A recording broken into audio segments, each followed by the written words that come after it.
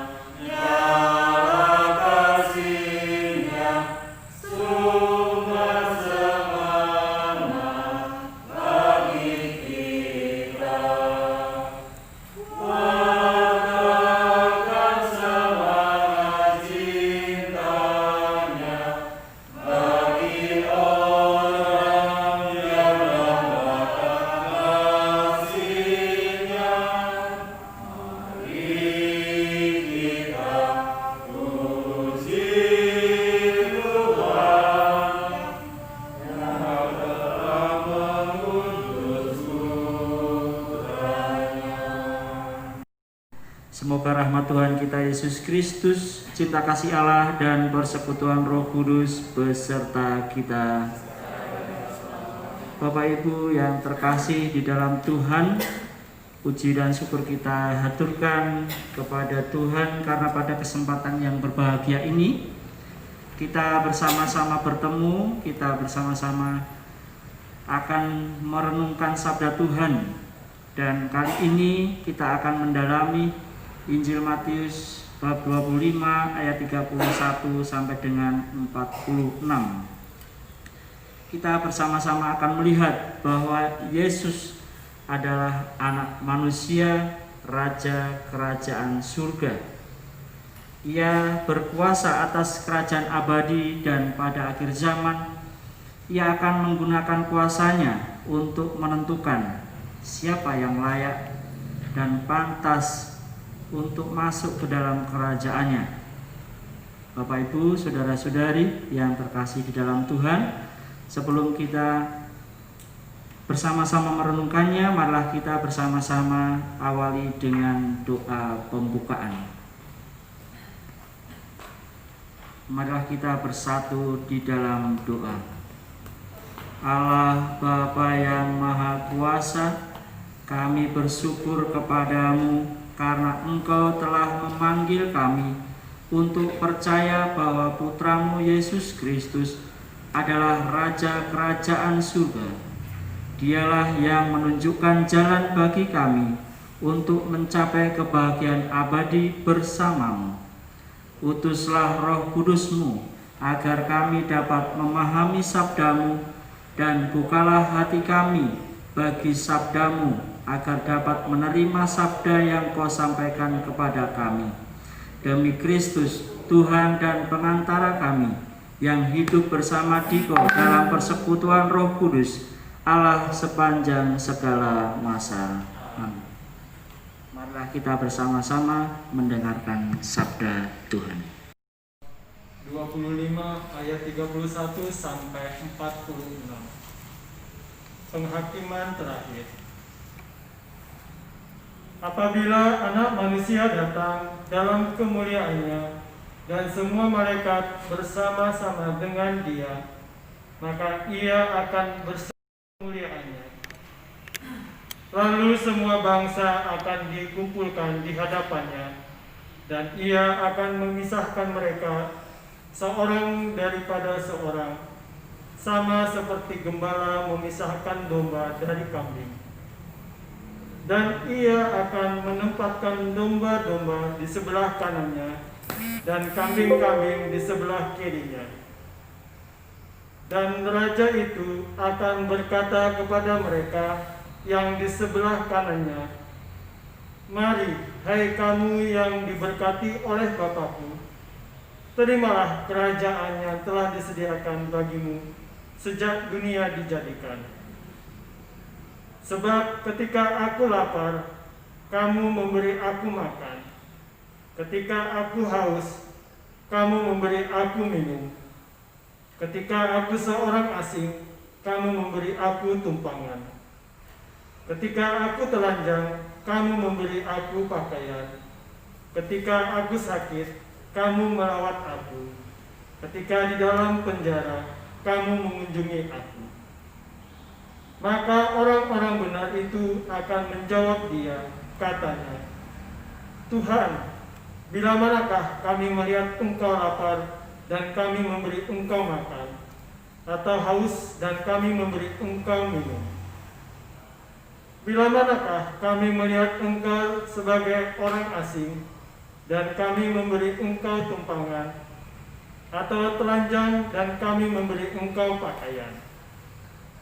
Bila manakah kami melihat Engkau sakit atau dalam penjara dan kami mengunjungi Engkau?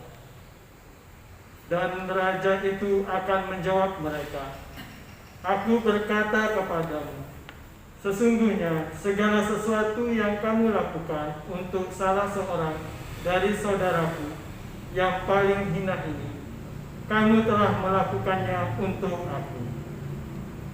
Dan ia akan berkata juga kepada mereka yang di sebelah kirinya, Enyalah dari hadapanku, hai kamu orang-orang terkutuk, enyalah ke dalam api yang kekal yang telah sedia untuk iblis dan malaikat-malaikatnya.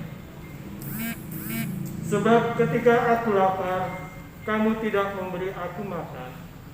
Ketika aku haus, kamu tidak memberi aku minum. Ketika aku seorang asing, kamu tidak memberi aku tumpangan. Ketika aku telanjang, kamu tidak memberi aku pakaian. Ketika aku sakit dan dalam penjara, kamu tidak melawat aku. Lalu mereka pun akan menjawab dia, katanya, Tuhan, bila manakah kami melihat Engkau lapar atau haus atau sebagai orang asing, kamu telanjang atau sakit, atau dalam penjara, dan kami tidak melayani Engkau? Maka ia akan menjawab mereka, Aku berkata kepadamu, sesungguhnya segala sesuatu yang tidak kamu lakukan untuk salah seorang dari yang paling hina ini, kamu tidak melakukannya juga untuk aku. Dan mereka ini akan masuk ke tempat siksaan yang kekal, tetapi orang benar ke dalam hidup yang kekal. Demikianlah Injil Tuhan. Terpujilah. Setelah kita bersama-sama menyimak, mendengarkan sabda Tuhan, marilah kita bersama-sama merenungkannya dan memberikan waktu sejenak di dalam hati dan jiwa kita untuk mendengar dan memperhatikan sabda Tuhan yang baru saja kita dengarkan. Siapakah anak manusia itu? Dan apa yang dilakukannya di akhir zaman?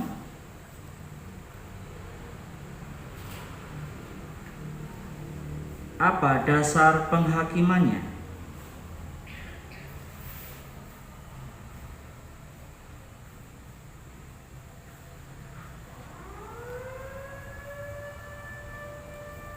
Siapa yang diumpamakan dengan domba dan kambing?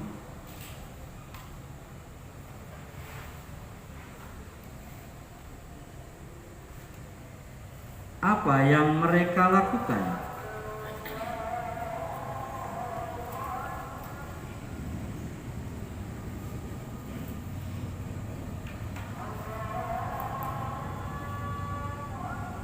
Apa yang dilakukan anak manusia terhadap mereka yang di sebelah kanan dan yang di sebelah kiri?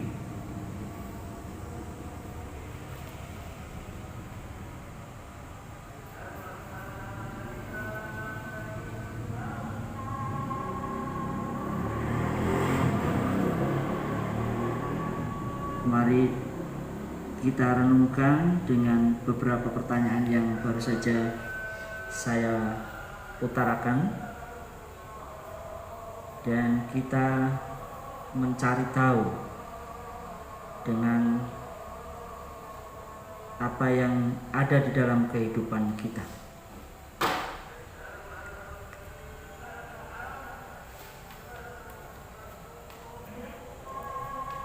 Sejenak kita juga bisa mengambil ayat-ayat yang sungguh menjadi ayat emas bagi kehidupan kita, sehingga ayat itu sungguh menggerakkan hati kita untuk melaksanakan kehendak Tuhan lewat sabda yang baru saja kita dengar.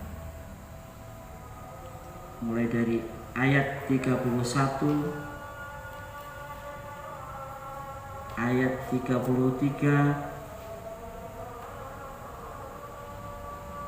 ayat 35 sampai dengan 36, dan juga ayat 42 sampai dengan 43.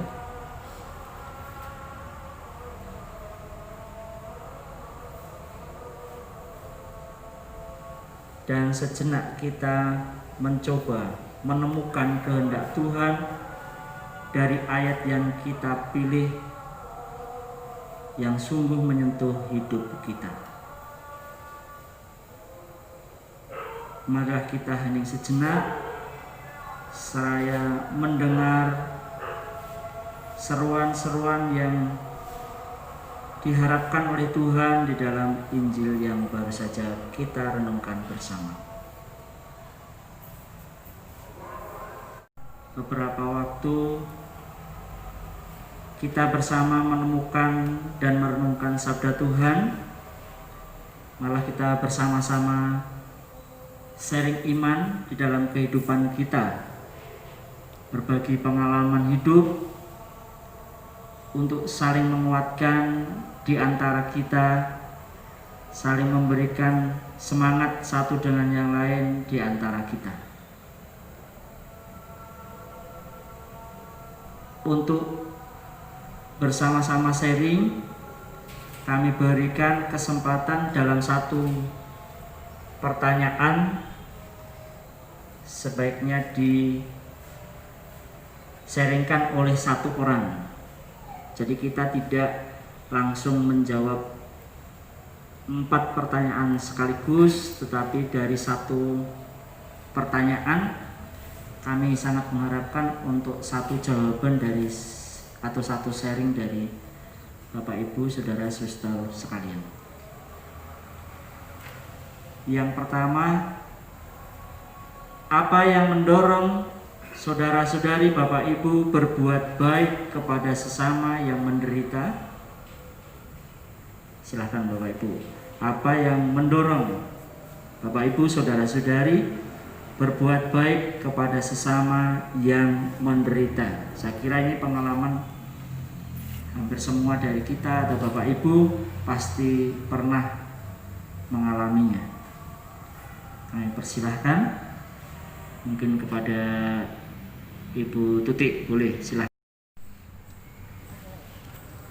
Terima kasih atas kesempatannya, Pak. Apa yang mendorong saya untuk berbuat baik kepada sesama? Sebenarnya saya sendiri tidak mengerti apakah ini perbuatan saya baik atau tidak. Yang jelas, seringkali apa yang saya lakukan untuk orang lain, yang pertama adalah motivasi dari diri saya sendiri. Pada saat saya susah, katakanlah saya merasa sendiri karena situasi yang saya alami pada saat anak-anak kecil-kecil, suami jauh, mungkin ketemunya bisa 3 atau 4 bulan sekali, tidak ada komunikasi karena zaman itu tidak ada HP. Hal-hal yang terjadi dalam rumah saya gitu kan, pada saat mungkin anak sakit atau mungkin banyak hal yang saya perlukan, secara logika saya merasa tidak mampu. Banyak hal yang membuat saya tidak mampu berdiri di atas kaki saya sendiri, karena saya pikir saya mau kemana, mau tolong siapa. Tapi hal-hal yang tidak saya pikirkan ternyata itu mungkin juga jawaban dari Tuhan. Ternyata banyak aja orang yang datang untuk menolong dengan cara mereka masing-masing, dan saya merenungkan itu semua itu adalah berkat kebaikan Tuhan sendiri kepada saya. Dan apa salahnya kalau saya juga membalas kebaikan Tuhan dengan cara saya sendiri, dengan kemampuan saya sendiri untuk berbuat sesuatu bagi sesama, entah itu mungkin yang seiman atau tidak. Bagi saya itu tidak masalah. Saya hanya ingin membalas, mungkin walaupun hanya setitik, apa yang Tuhan berikan pada saya, tapi saya ingin juga membalasnya walaupun mungkin tidak setimpal dengan apa saya yang dapat. Mungkin saya dapat berkatnya begitu banyak, berlebih, dan saya mencoba membagikannya juga kepada yang lain dengan kemampuan, dengan apa yang saya dapat. Dan bagi saya itu adalah suatu kebahagiaan yang tidak dapat saya ukur. Pada saat saya bisa berhasil, saya dapat membuat orang bahagia, saya dapat membuat orang tersenyum. Bagi saya itu suatu kepuasan yang sangat luar biasa, dan itu bagi saya juga suatu berkat dan anugerah. Terima kasih. Yang mendorong Ibu untuk berbuat baik kepada sesama, kalau boleh saya ambil simpulnya adalah karena Tuhan sendiri telah memberikan kebaikan yang besar kepada keluarga Ibu, dan ingin membalas kebaikan Tuhan itu dengan memberikan sesuatu yang dipunyai kepada orang-orang di sekitarnya. Baik, kita lanjut ke permenungan sharing yang kedua. Apa yang seharusnya menjadi pendorong Bapak Ibu atau saudara-saudari untuk melayani sesama? Apa yang menjadi pendorong saudara-saudari Bapak Ibu untuk melayani sesama? Nah, persilahkan, mungkin saya tidak menunjuk, kalau ada yang langsung memberikan kesempatan sharingnya, kami persilahkan. Terima kasih. Karena apa motivasi kita melayani sesama?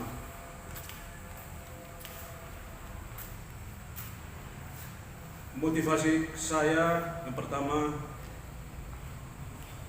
merasa karena kita ini manusia, baik sesama seiman maupun tidak seiman, saya merasa karena kita ini ibarat satu perjalanan menuju suatu tempat. Jadi kita melihat karena senasib. Jadi agama atau keyakinan itu semuanya itulah Tuhan nanti yang menentukan pada akhir zaman. Jadi saya kaitkan dengan tugas saya, ya, dalam pekerjaan saya, apa yang saya bisa bantu semampu saya. Mungkin ya, contoh sekarang ini kadang orang, Pak minta tolong Pak ambilkan nomor. Jadi saya tidak mana dari mana, dari siapa. Oke, saya bisa bantu, saya bantu semampu saya. Karena saya merasa itulah manusia ciptaan Tuhan. Karena kita nanti tidak hidup selamanya di dunia ini, kita ibaratnya sebagai penumpang. Kita akan menghadap penghakiman terakhir. Gitu. Jadi sebetulnya itu yang menjadi motivasi saya kenapa yang mendorong ya memperhatikan sesama. Itulah sebabnya kita merasa senasib, apalagi dengan keyakinan kita Tuhan Yesus mengatakan, apa yang kau lakukan untuk saudaraku yang paling hina, itu kau lakukan buat saya. Tidak kau lakukan untuk saudaraku yang paling hina, tidak kau lakukan buat saya. Itu, terima kasih. Menuju ke suatu tempat yang Tuhan tunjukkan, dan berdasar dari sabda Tuhan yang menyatakan bahwa apa yang engkau lakukan terhadap sesamamu adalah juga dilakukan juga kepada Tuhan. Baik, kita langsung menginjak ke bagian ketiga, sharing yang ketiga. Menurut Bapak Ibu, saudara-saudari, siapakah orang-orang yang menderita di sekitar saudara-saudari Bapak Ibu? Siapakah orang-orang yang menderita di sekitar Bapak Ibu atau saudara-saudari? Kami persilahkan.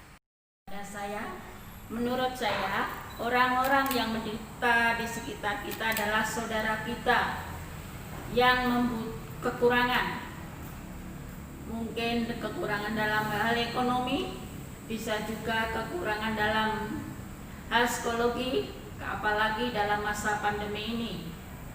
Kita bisa membantu mereka meskipun tidak besar, tapi membantu semampu kita dengan ikhlas. Secara psikologi, dalam masa pandemi ini kita saling menguatkan. Kita sama-sama merasakan bagaimana cara menghadapi dalam masa pandemi ini, yaitu dengan berdoa, mendekatkan diri dan menjaga kesehatan, saling menjaga. Bagaimana saling menjaga itu dapat dilakukan, yaitu dengan cara apa yang dianjurkan oleh pemerintah, jaga jarak, pakai masker, dan cuci tangan. Itu saja yang dapat kami sampaikan. Terima kasih. Menderita adalah saudara-saudari kita yang berkekurangan, baik secara ekonomi maupun secara psikologis, khususnya di masa pandemi COVID-19 ini. Kita bersama diajak untuk membantu sekuat tenaga kita, minimal dengan melakukannya sendiri di tempat kita, yaitu berdoa, menjaga diri, jaga jarak, pakai masker, dan juga cuci tangan. Itu salah satu cara kita juga untuk melihat saudara-saudari kita yang menderita. Baik, lanjut ke bagian keempat. Walaupun beberapa sudah disampaikan mulai dari sharing pertama, yaitu apa yang harus diperbuat untuk mereka. Kalau bisa memang sampai pada aksi atau apa yang bisa kita lakukan, caranya bagaimana kalau kita mau melakukan itu. Jadi bukan hanya kita mau menyatakan ayo kita bantu dengan ini, kita bantu dengan ini, tapi bagaimana cara membantunya itu. Silahkan, apa yang bisa kita perbuat untuk mereka yang menderita apapun, ya, menderita apapun, dan bagaimana caranya kita membantu atau melakukan apa dari orang-orang yang ada di sekitar kita. Ya, Pak. Terima kasih Pak Setio. Pertanyaannya, apa yang harus diperbuat untuk mereka, bagaimana caranya? Tentunya yang diperbuat adalah hadir kepada mereka. Mereka itu siapa? Tadi dalam bacaan sangat jelas. Yang lapar, yang haus, yang telanjang, yang sakit, dan yang ada dalam tahanan. Saya tertarik dengan yang pertanyaan ini karena jujur saja beberapa waktu ini kita ya dilanda pandemi seperti ini, kita sudah pernah melakukan juga kunjungan ke LP sebenarnya. Kunjungan itu sangat menyentuh sekali. Bahwa dulu diadakan kunjungan diawali hanya dengan kita hadir, kemudian lewat doa bersama di sana, bernyanyi bersama dengan teman-teman di LP. Kemudian kita kembangkan bagaimana kita perjamuan bersama atau Romo dulu. Kalau kita kumpul itu ada perjamuan itu ada sesuatu yang beda, dan memang kadang lewat perjamuan makan bersama itu kita lebih akrab. Kita siapkan nasi bungkus, kita kasih rokok, di situ mereka begitu lepas, begitu enak, begitu nyaman ngobrolnya. Bahkan tanya kenapa masuk, begitu-begitu ringan sekali ngomongnya, bahwa begini-begini pengalaman-pengalaman mereka yang tentunya itu pengalaman pahit, buruk, tetapi mereka tetap percaya bahwa setelah itu mereka pasti bisa berubah. Dan saya lihat ada beberapa teman-teman yang sudah keluar. Saya sering nengok di jalan gitu, kadang-kadang senyum gitu. Oh, berarti mereka masih ingat.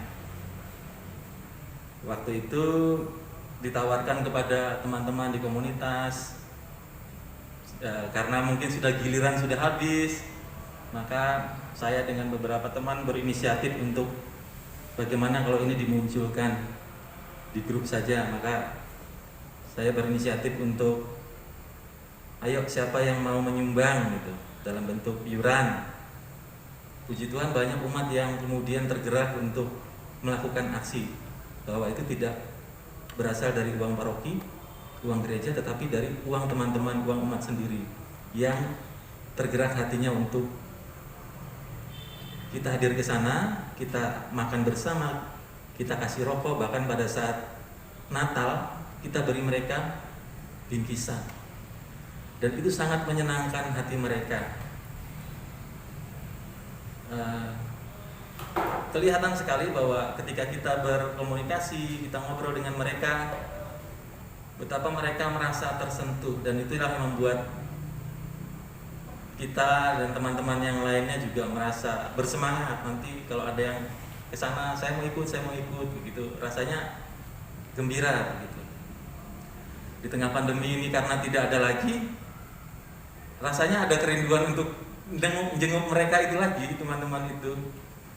Bahkan ada yang beberapa komunikasi lewat telepon kemarin itu juga ada yang meminta bantuan untuk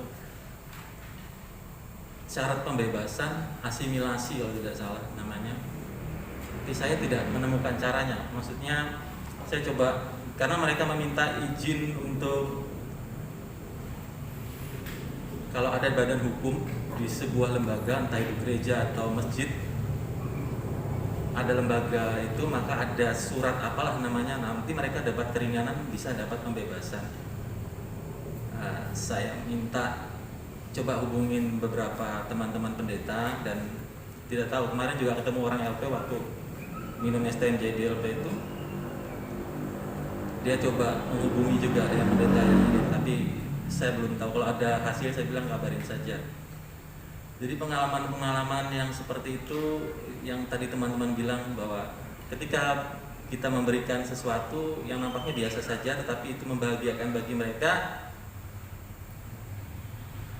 kita sudah ada di sana. Saya pikir pengalaman itu luar biasa. Itu saja. Terima kasih. Ini banyak kerinduan kita untuk melakukan, tetapi mungkin karena kondisi dan situasi yang sudah pernah kita lakukan dengan mengunjungi saudara-saudara kita. Kenapa saya tidak sebut saudari? Karena kebetulan puji Tuhan penghuni lembaga pemasyarakatan kita ini, khususnya yang Kristiani, tidak ada yang perempuan. Moga-moga juga nanti di suatu saat saudara-saudari kita ini tidak ada yang berbaju oranye, karena sebentar lagi ada lapas oranye di depannya, itu dibangun lapas oranye. Lapas Sukamiskin ya Bang ya. Lapas Sukamiskin. Jadi moga-moga tidak ada penghuni di sana. Memang seperti yang disaringkan oleh Mas Yordan, ada kebersamaan kita untuk bersama-sama menguatkan mereka di lembaga pemasyarakatan. Orang bilang hotel Prodeo, memang apalagi di Kota Baru ini sungguh sakit ya. Sakitnya itu banyak anggotanya di sana dan tempatnya sangat terbatas. Masih bergabung dengan teman-teman kita di Tanah Bumbu yang harus dititipkan di sini tahanannya, teman-teman kita itu. Jadi mereka, kalau kita lihat itu, mereka kasihan berjejal ya di dalam kamar itu. Mungkin tidurnya itu berdiri. Jadi kalau dilihat, karena komposisinya tidak mencukupi untuk satu tempat itu banyak orang itu seperti itu. Kalaupun mau duduk itu, kalau bahasa Jepangnya, bahasa Banjarnya ngalih bener, untuk duduk aja ngalih bener, apalagi untuk tidur ya. Ini menjadi keprihatinan kita juga gereja kepada teman-teman kita yang mengalami penderitaan secara batin, psikis tadi Bu Warsim utarakan, dan kita menguatkan mereka dengan cara mengunjungi. Salah satu yang sudah dilakukan yaitu dengan cara perjamuan makan bersama dengan keakraban yang ada di sana. Baik, kita akan bersama-sama melihat film pendek yang berjudul apa ini? Ayah, Anak dan Burung Gereja. Ayah, Anak dan Burung Gereja.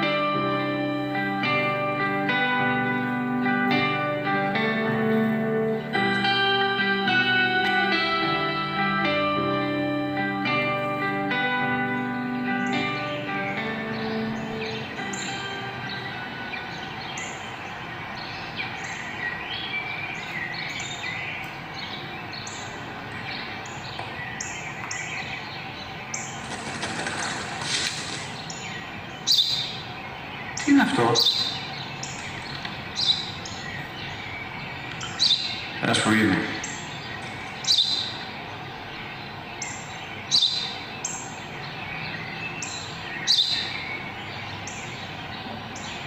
Τι είναι αυτό? Μόλις τώρα στο παπάτα, ένα σπουργίδι είναι.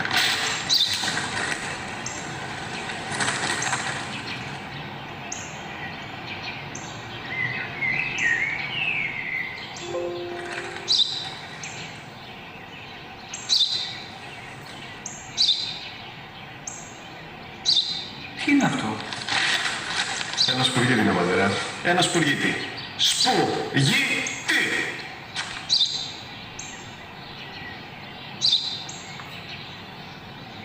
Τι είναι αυτό? Γιατί το κάνεις αυτό το πράγμα? Μπορείς να πεις τόσες φορές σου είπα, είναι ένα σπουργίτη! Δεν το καταλαβαίνεις! Πού πας?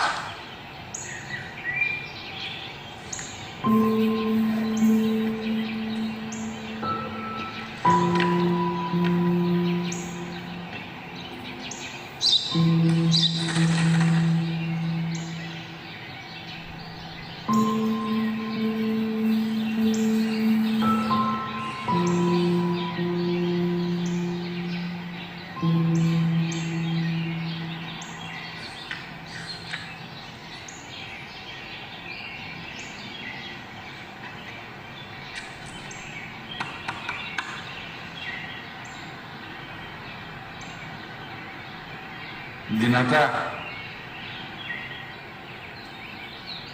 Σήμερα ο μικρός μου γιος που πριν λίγες μέρες έκλεισε τα 3 καθόταν μαζί μου έξω στο πάρκο όταν ένα σπουργίτη ήρθε και κάθισε απέναντί μας.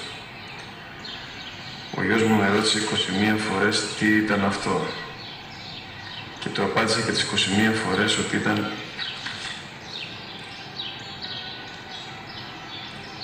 ένα σπουργίτη. Τον αγκάλιασα τρυφερά και τις 21 φορές που μου έκανε την ίδια ερώτηση, ξανά και ξανά, χωρίς να εκνευριστώ, νιώθοντας στοργή για το αθώο μου αγοράκι.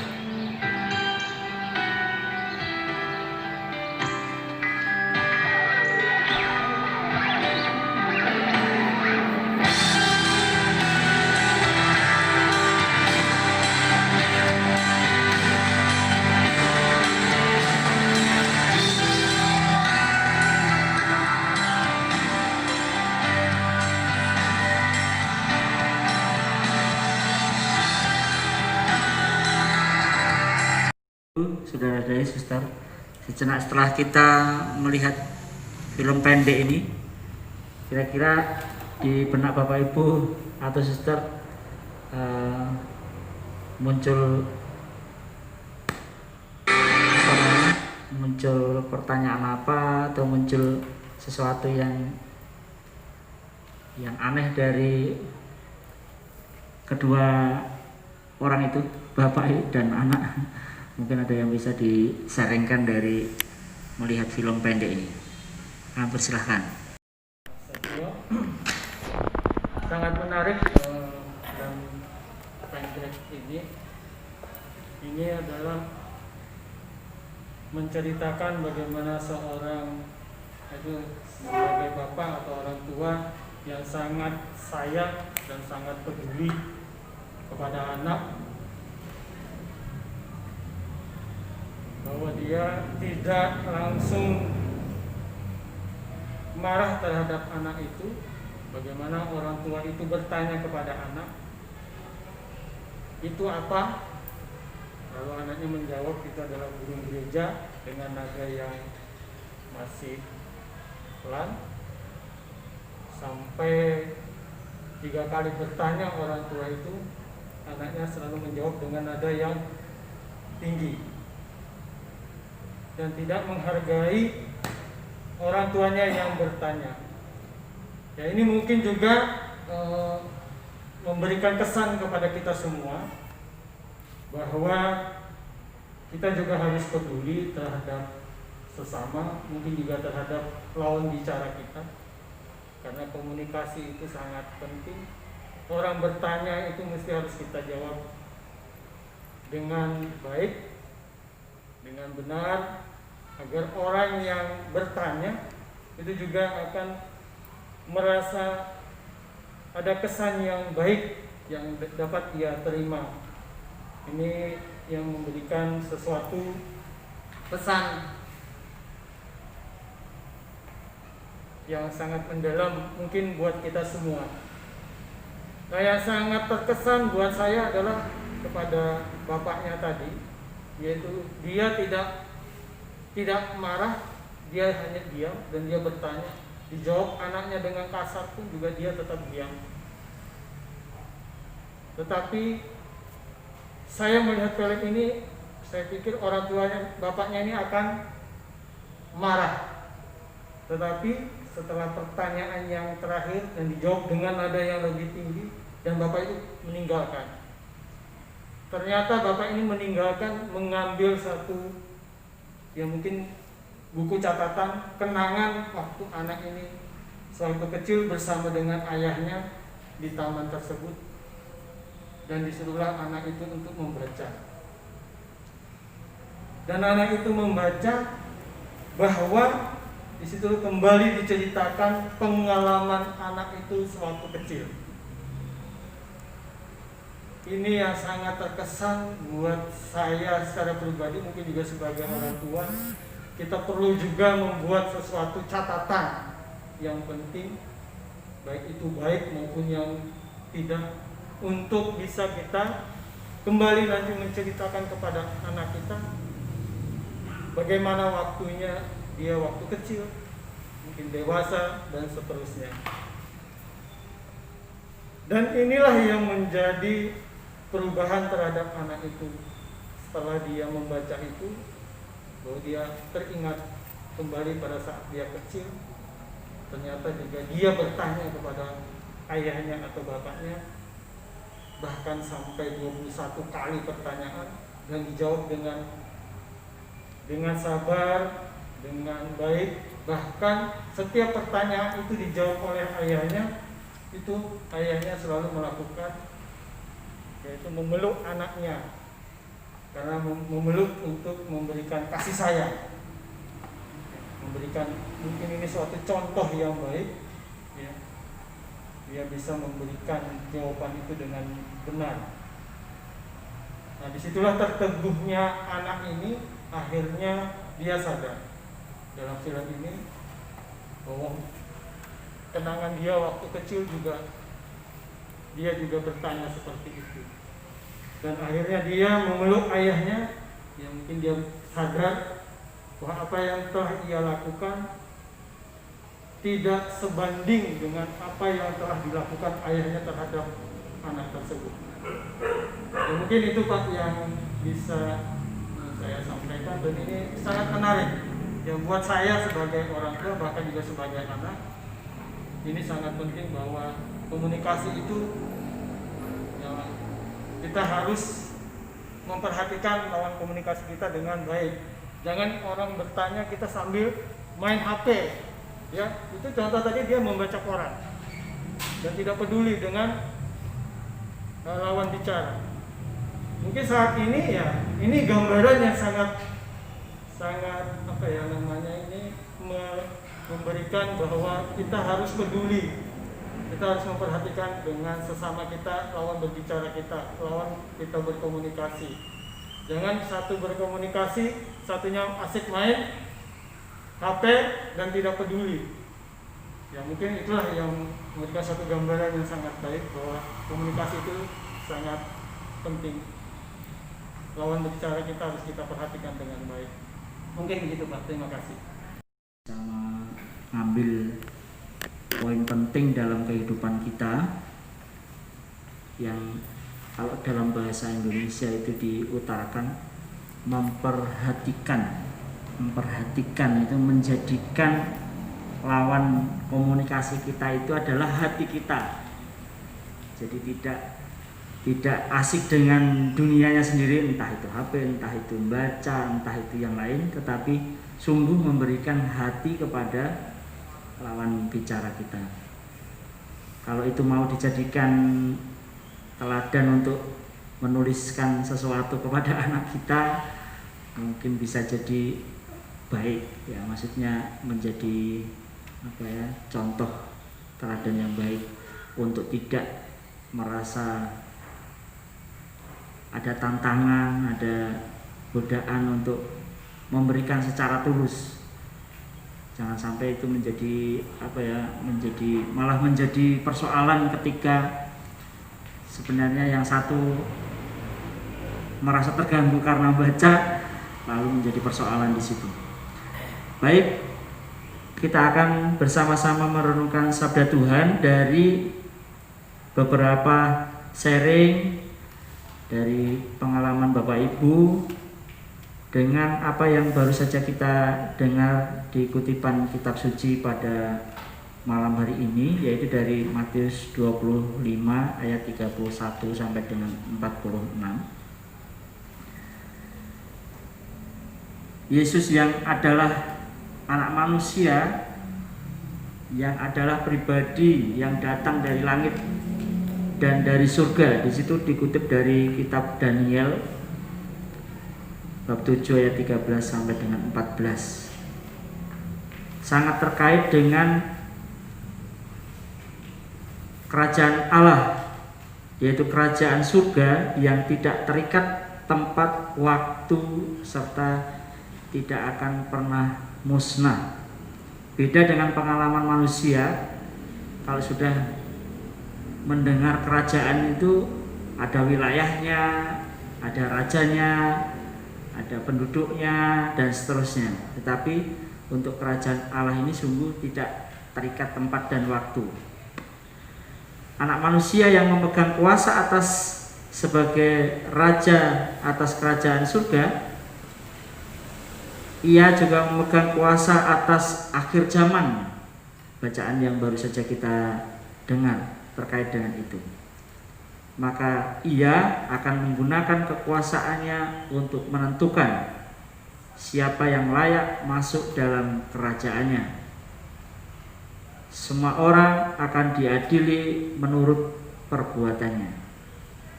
Nah, kita sebagai pengikut Kristus percaya bahwa Yesuslah anak manusia itu, dan kita ini adalah hamba-hambanya yang setia dan senantiasa siap untuk melayani.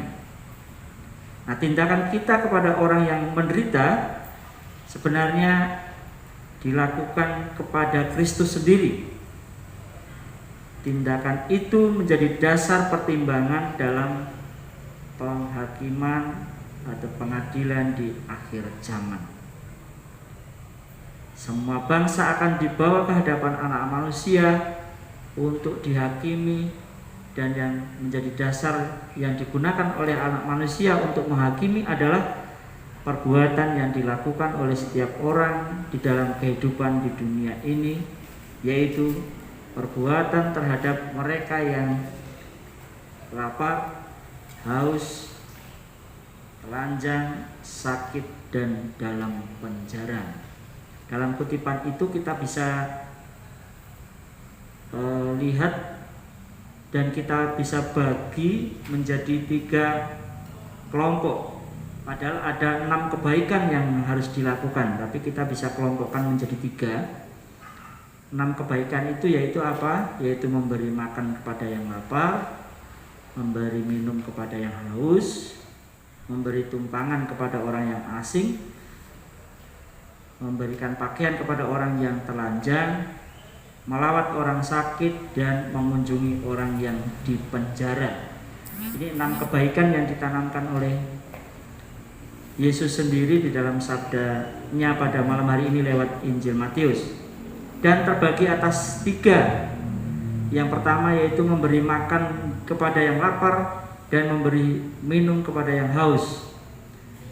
2 perbuatan ini adalah kebaikan yang sangat mendasar karena ini menyangkut kehidupan manusia, menyangkut kebutuhan dasar hidup manusia. Orang yang kekurangan akan minum dan makan akan menjadi lemah badannya dan sakit, bahkan kehilangan nyawa.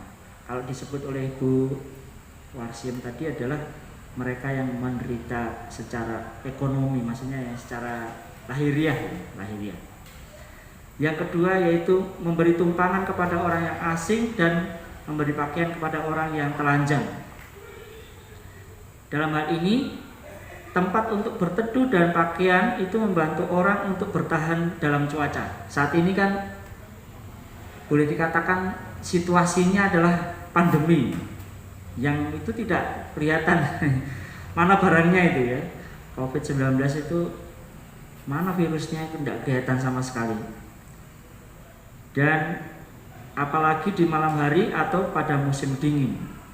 Ini adalah benar-benar pada situasi yang sekarang ini, yaitu situasi pandemi itu diibaratkan yaitu memberikan tumpangan kepada orang asing dan memberikan pakaian kepada orang yang telanjang.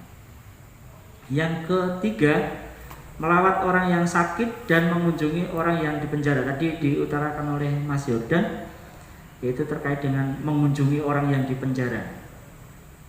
Moga-moga ini nanti setelah pandemi tidak ada, kita bisa lanjut ya, kita lanjut untuk bisa memberikan hati kita, bukan hanya memberikan makan tapi lebih kepada memberikan hati kita, memperhatikan mereka secara tulus, tidak karena ingin dilihat atau kita tidak ingin supaya orang tahu bahwa gereja juga ada perhatian, tapi lebih kepada bagaimana kita memperhatikan mereka. Kehadiran kita dan perhatian kita kepada kelompok orang ini itu dapat mendatangkan kegembiraan bagi mereka dan meringankan penderitaan yang mereka alami. Maka bisa, kalau Mas Yordan tadi bilang bisa bercerita plong, apa yang mereka alami sebelumnya itu bisa diceritakan begitu saja, tanpa, kalau orang bilang itu tanpa tedeng aleng-aleng, tidak ada lagi sekat yang membawa mereka untuk takut untuk menceritakan itu. Nah, dalam sabda Tuhan malam hari ini, kelompok orang kita yang hidup ini diibaratkan dengan kambing dan domba. Nah, mana-mana yang disebut kambing dan mana-mana yang disebut domba dipertegas atau diperjelas dengan apa yang mereka lakukan. Bukan dilihat dari bulunya, bukan karena bulunya hitam atau bulunya putih disebut domba atau disebut kambing, tetapi terlihat bagaimana orang itu melakukan sesuatu atau perilakunya. Kambing itu melambangkan orang terkutuk yang tidak pernah memperhatikan apalagi mengasihi Tuhan yang hadir dalam diri orang-orang miskin dan menderita. Ini yang digambarkan.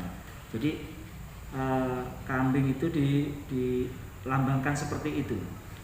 Jadi ketika ada orang yang haus, tidak memberi minum, ketika tidak memberi tumpangan, ketika ada orang asing, tidak memberikan pakaian kepada orang yang telanjang, tidak melawatnya ketika ia sakit, dan tidak mengunjunginya ketika ia dalam penjara.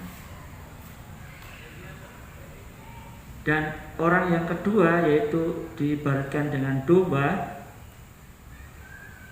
Anak manusia menyebutnya dan akan menempatkannya di tempat sebelah kanan. Orang-orang yang memberikan perhatian, orang-orang yang melakukan sesuatu yang dikehendaki Tuhan, yaitu dengan melakukannya dia memperhatikan Allah sendiri, yaitu dengan memberikan makan kepada orang yang lapar, memberikan minum kepada orang yang kehausan, memberikan tumpangan kepada orang asing, memberikan pakaian kepada orang yang telanjang, melawat ketika ada orang sakit, dan mengunjungi ketika ada orang di dalam penjara.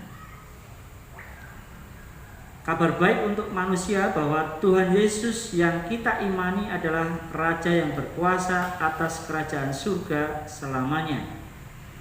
Allah sendiri memegang kuasa atas kerajaan abadi dan memiliki kuasa untuk menentukan siapa yang layak masuk dalam kerajaannya, sekalipun ia adalah Raja atas surga. Tuhan Yesus dekat dengan manusia di dunia ini karena ia hadir di dalam diri orang-orang yang menderita. Nah, identitas kita sebagai atau ciri khas kita sebagai orang Kristiani, sebagai pengikut Kristus adalah orang-orang yang percaya bahwa Yesus adalah anak manusia yang berkuasa atas kerajaan surga. Kalau Yesus adalah Raja kerajaan surga, kita adalah hamba-hambanya yang setia kepadanya dan senantiasa siap melayaninya dengan tulus melakukan apa yang menjadi kehendak Tuhan, tanpa memperhatikan, kalau Pak Domi tadi mengutarakan itu, tanpa memperhatikan bulunya tanpa memperhatikan latar belakangnya, maksudnya ya, tanpa memperhatikan latar belakangnya, apakah dia latar belakang beragama apa, latar belakang ekonominya seperti apa, dan seterusnya. Kalau dia memang memerlukan bantuan, memerlukan perhatian kita wajib dan harus punya keharusan untuk membantunya. Apalagi kalau di saat sekarang ini, di saat pandemi, adalah situasi di mana orang semakin banyak depresi atau mengalami keputusasaan hidup, apalagi keputusasaan iman. Ini yang lebih berat lagi ya. Moga-moga saudara-saudari kita, khususnya yang seiman, itu masih teguh di dalam pendirian sebagai orang yang beriman Kristiani. Jadi dia tetap teguh walaupun belum bisa beraktivitas secara normal, secara biasa kita lakukan dengan berdoa bersama di gereja atau merayakan Ekaristi bersama di gereja, tetapi mereka tetap berpegang teguh pada keyakinan akan Kristus yang akan menyelamatkan. Nah, cara hidup kita, karena kita adalah hamba-hambanya dari kerajaan surga, kita senantiasa melayaninya. Kita dipanggil untuk memperhatikan sesama yang menderita, apapun yang dilakukannya terhadap mereka yang sebenarnya dilakukan juga untuk Kristus. Tadi sudah diutarakan bahwa Tuhan yang berkuasa atas kerajaan surga, pelayanan terhadap orang-orang yang menderita adalah tanda kesetiaan dan ketulusan kita sebagai hamba-hamba Kristus Raja surga. kita bersama-sama, walaupun mungkin dalam situasi ini godaannya banyak, kita tetap bersemangat, kita tetap mempunyai perhatian secara khusus kepada orang-orang yang sungguh perlu perhatian kita. Kalau kita semakin asik dengan dunia kita atau semakin melihat hanya ke dalam, melihat hanya kita, padahal di luar sana mungkin ada yang lebih menderita dan perlu perhatian terhadap kita. Jadi apapun, sekecil apapun yang kita lakukan adalah baik bagi Tuhan, dan semoga juga bermanfaat bagi saudara-saudari kita di sekitar kita. Baik Bapak Ibu, semoga kita bisa melaksanakannya, semoga kita bisa melakukannya, dan marilah kita lanjutkan dengan doa-doa permohonan kita. Allah Bapa yang Maha Kasih, pujian dan syukur kami haturkan kepadamu karena Engkau sendiri bersabda bahwa apapun yang Engkau lakukan kepada orang yang paling hina ini, Engkau lakukan terhadapku. Menjadi semangat bagi kami umat Kristiani untuk bisa memberikan perhatian kepada sesama, dan berilah kekuatan kepada kami semua untuk senantiasa melakukan yang terbaik bagi saudara-saudari kami yang menderita. Marilah kita mohon. Kami persilahkan kepada suster Bapak Ibu untuk mengungkapkan doa-doa permohonannya. Yang hari ini dan pada malam hari ini kami berdoa untuk orang tua kami, baik yang masih hidup atau yang telah Kau panggil menghadap-Mu. Seberapa besar perhatian kami, seberapa banyak kehadiran kami bagi mereka, terkadang kami lupa ya Tuhan, bahwa kami terlalu memikirkan diri sendiri, terlalu memikirkan hal-hal lain, sehingga kami lupa bahwa kasih penyertaan mereka yang telah membawa kami pada sampai saat ini hingga kami dewasa. Maafkan kami ya Tuhan ketika kami telah melukai hati mereka. Marilah kita mohon. Yang dirundung penderitaan, semoga dengan kekuatan-Mu kami dapat menyingkirkan hal-hal yang dapat menyebabkan penderitaan. Berilah ketabahan kepada semua orang yang menderita. Marilah kita mohon. Tolonglah kami untuk kami mampu dengan rahmat-Mu untuk keluar dari rasa zona nyaman ataupun keegoisan yang membuat kami lupa dengan orang-orang yang sekitar kami yang menderita. Semoga kami semakin terbuka akan rahmat-Mu, Roh Kudus-Mu sendiri, sehingga kami mampu berbagi kerajaan Allah kepada setiap orang yang kami jumpai, khususnya di dalam keluarga kami masing-masing. Marilah kita mohon. Kami sangat yakin dan percaya Engkau akan mengabulkannya, demi Kristus Tuhan dan pengantara kami. Amin. Marilah kita satukan doa-doa kita dengan doa yang diajarkan Kristus kepada kita. Bapa kami yang ada di surga, dimuliakanlah nama-Mu, datanglah kerajaan-Mu, jadilah kehendak-Mu di atas bumi seperti di dalam surga. Berilah kami rezeki pada hari ini, dan ampunilah kesalahan kami seperti kami pun mengampuni yang bersalah kepada kami, dan janganlah masukkan kami ke dalam pencobaan, tetapi bebaskanlah kami dari yang jahat. Amin.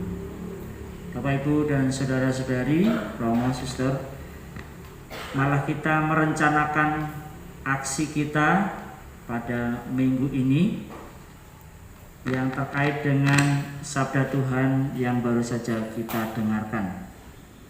Silahkan, mungkin ada usulan aksi yang mau kita laksanakan, baik yang berupa aksi pribadi, keluarga, komunitas, atau yang saat ini bersama-sama hadir di sini.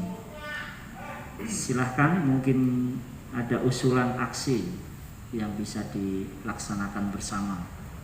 Tapi mungkin kalau yang sifatnya seperti tadi mengunjungi lapas atau LP, memang mungkin lapas sendiri belum bisa dikunjungi selama ini. Mungkin yang di luar itu silahkan, mungkin ada usulan aksi, kami persilahkan. Dari komunitas atau dari Dewan Pastoral, apa yang mau kita lakukan di masa pandemi untuk khususnya perhatian terhadap mereka yang menderita. Monggo kalau ada usul. Yang paling sederhana apa? Yang paling sederhana kayak Bu Warsiap tadi, jaga jarak, cuci tangan, pakai masker, dan menyediakan fasilitas itu di rumah supaya tidak, kalaupun kita mengalami pandemi ini, kita mungkin kena, tidak menyebar ke orang lain dengan cara yang sangat sederhana yang dianjurkan oleh pemerintah. Minimal itu yang bisa kita lakukan. Mungkin yang lebih besar lagi apa yang bisa kita lakukan. Kalau yang sekarang ini kan sudah tidak ada lagi musim berbagi masker. Tidak ada lagi musim berbagi masker atau hand sanitizer, itu tidak lagi viral, bahasanya tidak lagi viral. Tidak lagi. Mungkin ada rencana aksi, kami persilakan. Berat badan.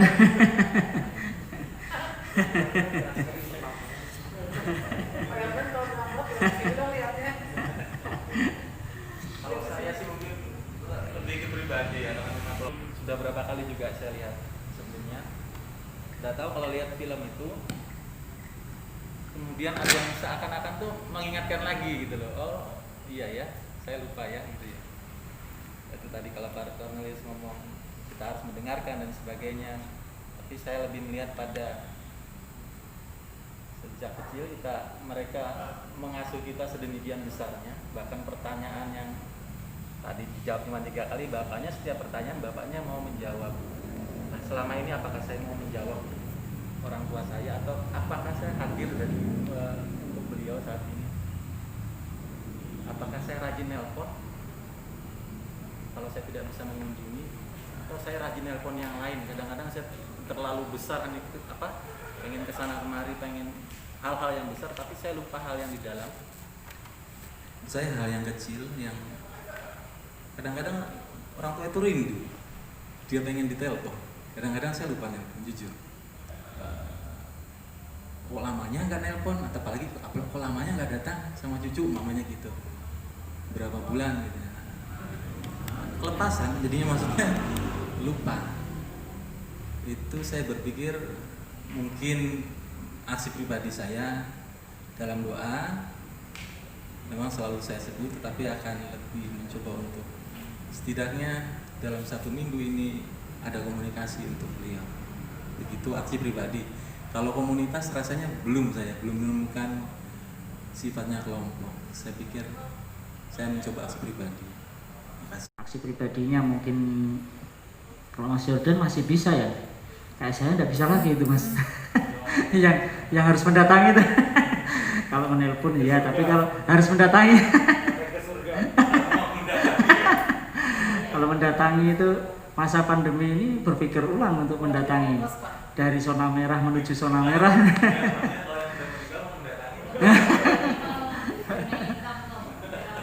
Ya, sebenarnya masih bisa dilaksanakan dari film tadi itu 2 aksi ya. Aksi kita terhadap orang tua kita, tapi juga aksi kita terhadap keluarga kita. Tadi Pak Ius itu aksi kita terhadap anak kita, terhadap orang-orang di sekitar kita. Kalau aksi yang bisa kita lakukan dari film yang pendek tadi itu. Tapi yang lebih luas lagi itu yang sangat penting itu adalah yang tadi diutarakan oleh Pak Cornelius. Ketika ada orang mengajak kita bicara, bukan kita malah memalingkan muka atau bahkan asik dengan dunia kita, membaca WA, membaca SMS, asik dengan HP, tapi orang lain tidak dipedulikan. Seringkali saya juga seperti itu gitu. Seringkali karena masih asik ini, orang yang ngomong itu tidak dipedulikan, padahal orangnya ngomongnya serius. ngomongnya serius. Mungkin dalam benaknya Pak Budi ini tidak perhatian. Mungkin aksi kecil yang bisa kita lakukan terhadap orang lain ya yang seperti itu, Semoga kita bisa, boleh katakan, bisa dengan tulus melayani sesama itu, bukan hanya dengan cara memberi sesuatu yang kita punya secara materi, tetapi tadi Bu Warsium itu lebih ke hal yang psikologis. Orang ini perlu apa sih secara batiniah, secara psikologis. Kalau yang aksi komunitas ini ada, atau aksi kita ini yang sering berkumpul di sini, mungkin ada yang punya aksi khusus untuk kita lakukan. Tapi kalau memang tidak ada ya jangan dipaksa. Harus diada-adakan. Ya. Olahraga bareng pingpong. Atau menyerahkan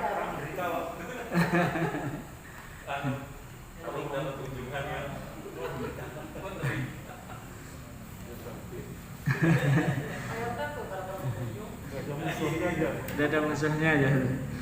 Baik, mungkin sekiranya itu ya, bisa sederhana saja kita bisa lakukan aksi kita.